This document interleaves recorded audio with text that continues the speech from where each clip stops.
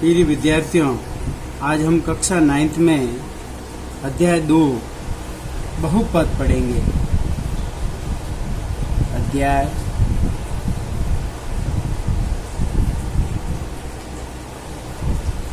2 है बहुपद।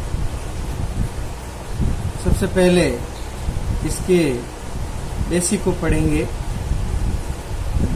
बहुपद देखिए, अगर बहुपद क्या होता है? बहुपद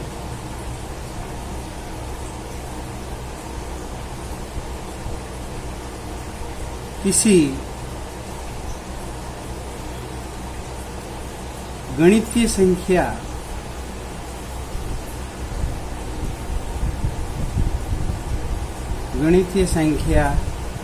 व चर के मान को बहुपद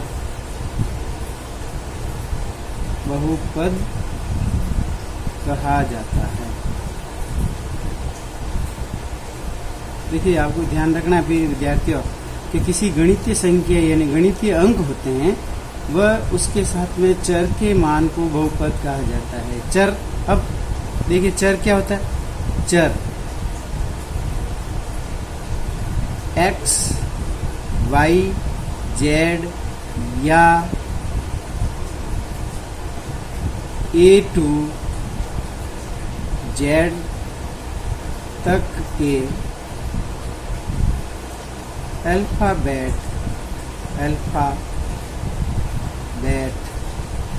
चर कहलाते हैं। चर कहलाते हैं। अब प्रिय विद्यार्थी देखो, चर का मतलब होता है जैसे 3x कोई संख्या लिखी हुई है तो ये चर है। y लिखा हुआ है तो भी ये भी चर है। 5x + 3 लिखा हुआ है तो भी ये पूरा चर है और ये अचर, यानी केवल गणितीय संख्या होती हैं वह अचर कहलाती है। इसके अंदर एक और आता है अचर। अचर का मतलब सिर्फ गणितीय संख्या होती है। गणितीय संख्या होती हैं, जैसे 3, 5, 7, -3, इस प्रकार की जो केवल संख्या होती है उसको अचर कहा जाता है। और गणितीय संख्या के साथ में x, y या z लिख देते हैं या अल्फाबेट a to से z तक का कोई भी अक्षर लिखा जाता है तो वह चर कहलाता है। अब ये दोनों चर और अचर मिलकर किसी गणितीय संख्या व चर के मान को बहुपद कहा जाता है। अब आपको पता चल गया होगा कि बहुपद। अब इसके अंदर भी सबसे पहला आता है एक पद्दी। एक पद्दी का मतलब जिसके अंदर एक ही पद हो, जैसे 2x 3y -7z, इस प्रकार ये इसमें एक ही पद है तो ये एक पद्दी कहलाता है। इसका दूसरा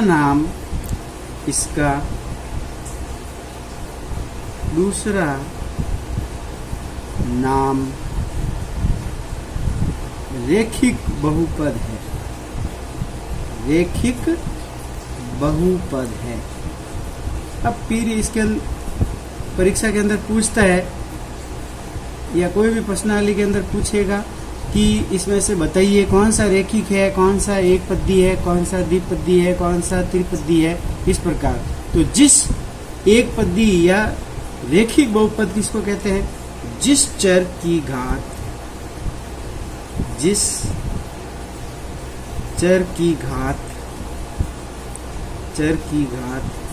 एक हो उसे रेखिक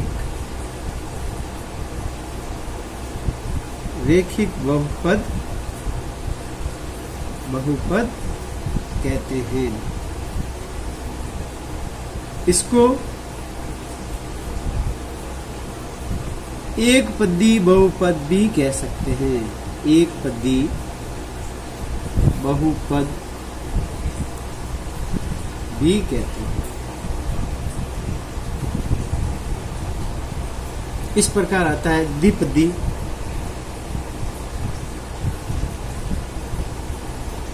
द्विपदी का मतलब है जिसके अंदर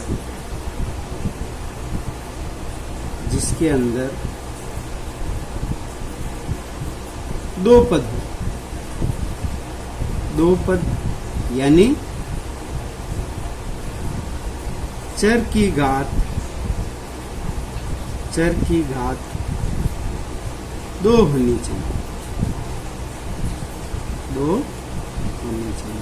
जैसे उदाहरण ले सकते हैं हम, जैसे 3x² प्लस 2, इसके अंदर दो पदी हो गए, 3x² भी है प्लस 2 भी है। या इस प्रकार से भी लिख सकते हैं 5y² प्लस 7y, और इसमें भी दो पद हो गए, 5y² है, एक 7y है। y² की घात है और y की घात 1 है, y की घात 2 भी है, y की घात 1, अर्थात ये द्विपदी होगा क्योंकि इसमें दो पद है। तो इस प्रकार त्रिपदी भी होता है, त्रिपदी। त्रिपदी का अर्थ होता है जिसके अंदर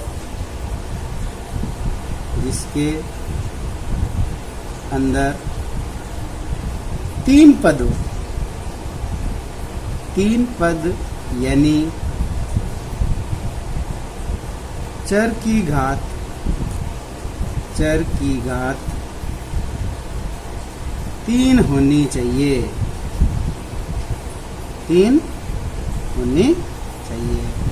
जैसे हम उदाहरण द्वारा समझ सकते हैं, ये भी 3x³ plus 2x² minus 7x। अब देखिए इसके अंदर घात कितनी है, 3 भी है, 2 भी है और 1 है, अर्थात इसके अंदर तीन पदी हो गई, अर्थात ये त्रिपदी है क्योंकि ये सब अलग अलग है। x की घात 1 है, x की घात 2 है और x की घात 3 है, अर्थात ये तीन पद हो गए, त्रिपदी बहुपद कहलाता है। इस प्रकार अगला त्रिपदी के बाद में आता है बहुपद। अब बहुपद का अर्थ होता है तीन या तीन से अधिक घात वाले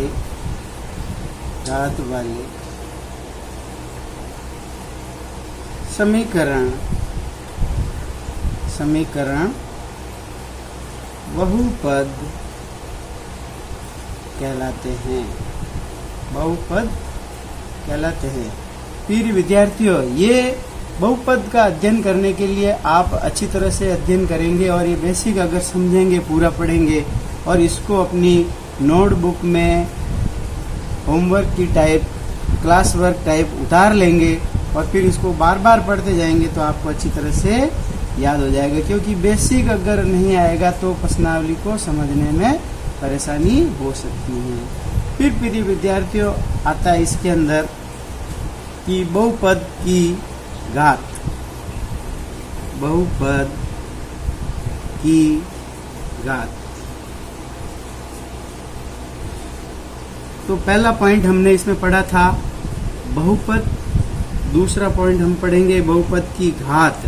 घात का मतलब चर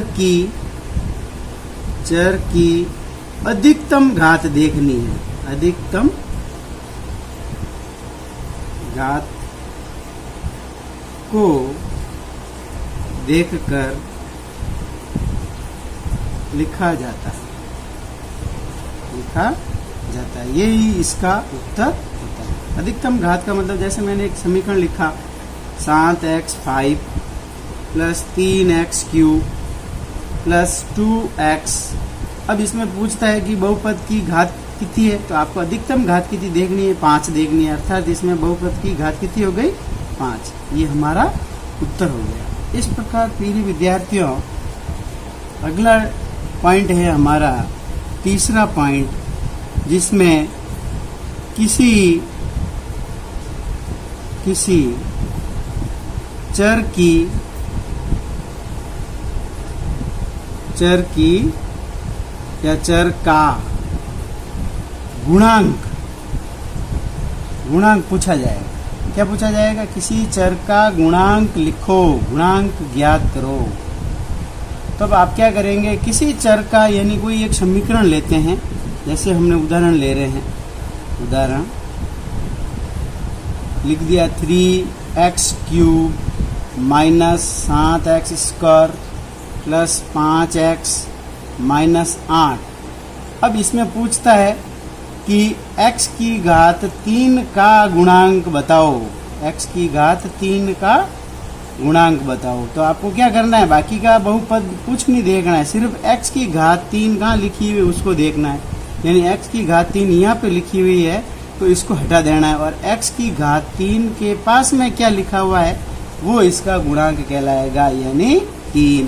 इसी प्रकार से पूछता है कि x² का गुणांक बताओ, x² का गुणांक बताओ।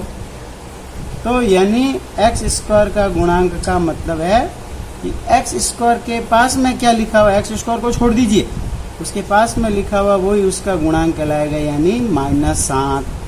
अगर पूछ देता है कि x का गुणांक बताओ, x का गुणांक लिखो या बताओ, तो x के गुणांक के x के पास वाली संख्या देखनी है, सिर्फ कितनी है 5। और इस प्रकार ये इस प्रश्न का भी उत्तर निकाला जा सकता है। कभी कभी कंफ्यूजिंग करने के लिए प्रिय विद्यार्थियों इसके साथ में हम एक और उदाहरण लेते हैं कि इस प्रकार लिख लेता है कि जैसे लिख दिया x³ माइनस x² प्लस 1। अब इसमें पूछता है कि x² का गुणांक बताओ, x² का गुणांक ज्ञात करो।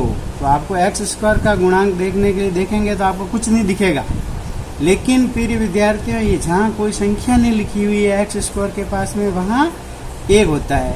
अब 1 भी किसका है, ये माइनस का, क्योंकि माइनस का निशान लगा हुआ इसके साथ में। तो अगर किसी चर के साथ में कोई संख्या नहीं लिखी हुई है तो आपको 1 लिखना है, यानी x² का गुणांक -1 होगा। इस प्रकार ये उत्तर प्राप्त किए जा सकते हैं। प्रिय विद्यार्थियों, इस प्रकार फिर हम इसके अंदर आगे पढ़ेंगे 4 नंबर पॉइंट कि किसी बहुपद का समीकरण लिखिए। जैसे मान लो आपको दे दिया कि 35 की घात या 135 की घात का द्विपदी लिखिए, द्विपदी लिखो, यानी द्विपद होना चाहिए, 2 पद का एक समीकरण होना चाहिए और जिसकी घात 135 होनी चाहिए। तो हम कोई भी लिख सकते हैं। तो x की घात क्या करेंगे, 135 लिख देंगे और प्लस या -5 लिख देंगे। इस प्रकार ये द्विपदी हो जाएगा, क्योंकि इसके अंदर 2 पद है, x की घात 135 भी है और -5 भी है। इस प्रकार बहुत सारे उदाहरण लिख सकते हैं। कोई कहता है सर क्या ये लिखेंगे, नहीं, और इसके अलावा भी कुछ भी लिख सकते हैं। क्या लिख सकते हैं, जैसे कोई लिख देता है मान लो -7y की घात 135 प्लस 7, तो ये द्विपदी हो गया। द्विपद का मतलब पद 2 होने चाहिए और y की x किसी चर की घात है जो 135 होनी चाहिए, क्योंकि प्रश्न में ये कह रहा है। तो इस प्रकार ये लिख सकता है। अब आपको कहता है कि 135 की घात का एक पद्दी लिखो, तो 135 की घात का एक पद्दी लिखने के लिए केवल हम यही लिखेंगे x की घात 135, बस एक ही पद लिखेंगे, 2 पद नहीं लिखेंगे या 3 पद नहीं लिखेंगे, क्योंकि एक पद्दी लिखना यानी मतलब x की घात 135 होनी चाहिए। अब 100 घात कहता है तो 100 लिख दीजिए, 35 घात कहता है तो केवल 35 लिख दीजिए। इस प्रकार हमारा उत्तर प्राप्त हो जाएगा।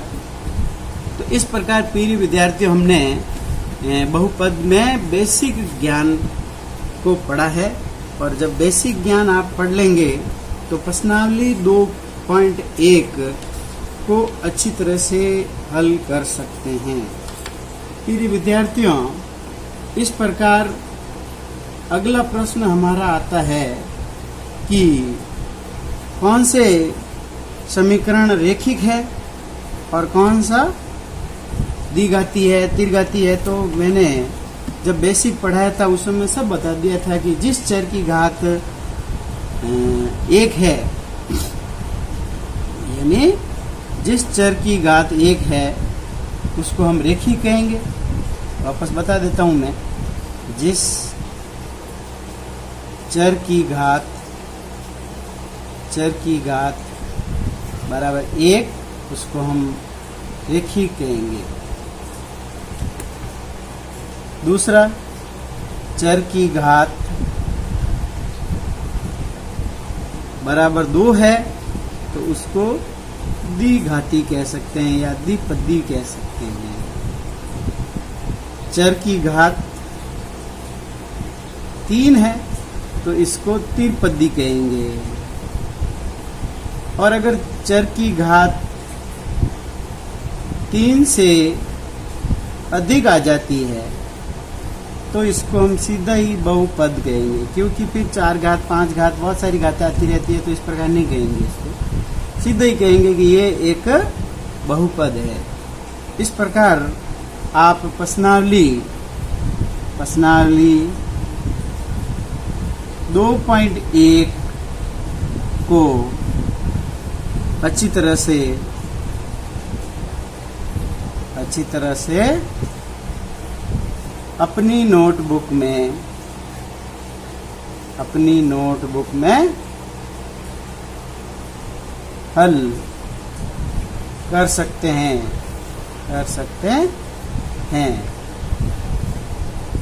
तो HW के अंदर भी आपको प्रश्नावली 2.1 ही करनी है। वैसे प्रश्न लिख के भेज दूंगा, क्योंकि कई जने बहाने बनाएंगे कि हमारे पास में किताब नहीं है, कोई कहेगा कॉपी नहीं है, तो आप इसको हल करें। धन्यवाद।